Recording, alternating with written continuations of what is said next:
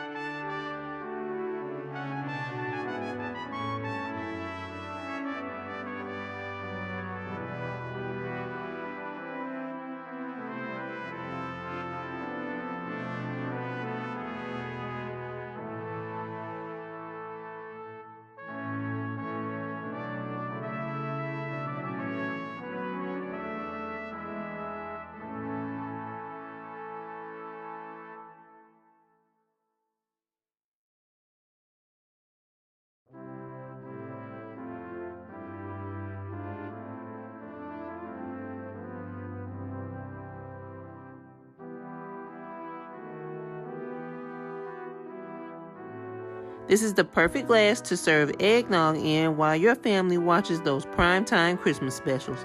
Thanks for watching and make sure to like and subscribe.